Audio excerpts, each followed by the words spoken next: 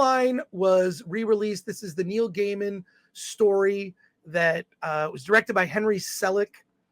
It is a modern stop-motion classic from Leica. I think it's Leica's first movie when it transitioned to the new regime. Right, from Leica is the leftovers of Will Vinton's studio that, of course, created the California Raisins, among other classic.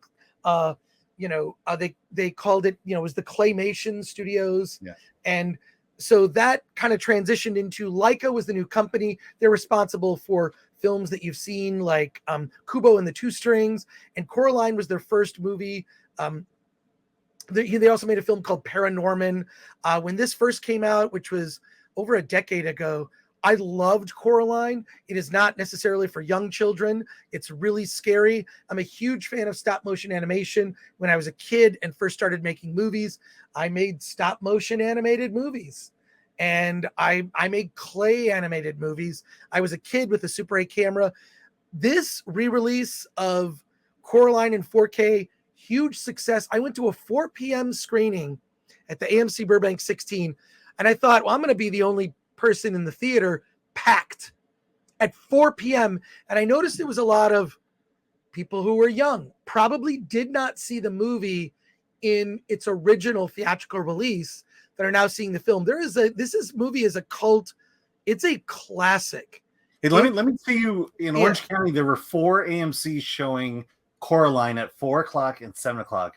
All of them were sold out, so much so that the AMC in Orange had put out, I believe, 10 more screenings of it last night.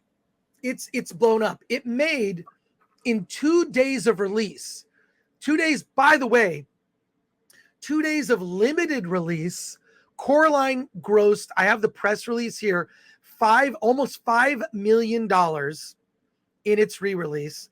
They've expanded it, so they've added screenings. You can go to fathomevents.com. I just made $4.91 million per screen, average of $3,000 per screen for Coraline. It's a modern classic. And if you're a Neil Gaiman fan, then, if you're a fan of the story, the original story by Neil Gaiman, you got to see it. It hits different. And what's amazing is you've got the mom and the dad and the daughter that's ignored. And she's just bored and she's trying to get the attention of her parents, finds a bizarre sort of somewhat friendship with YB. And she's a bit of a spark plug when she finds this alternate world with a different mom and dad who give her all the attention and love that she's seeking, which is a complete and utter lie.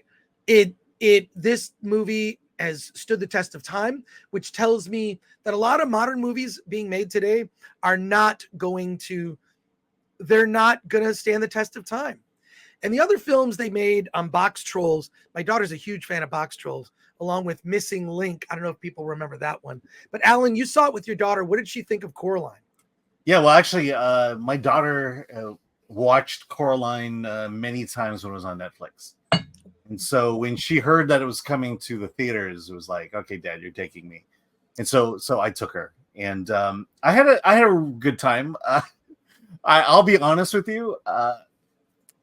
I'm not exactly sure why I don't resonate with this movie like most people are. And I think I felt the same way with My Neighbor Totoro and like Spirited Away.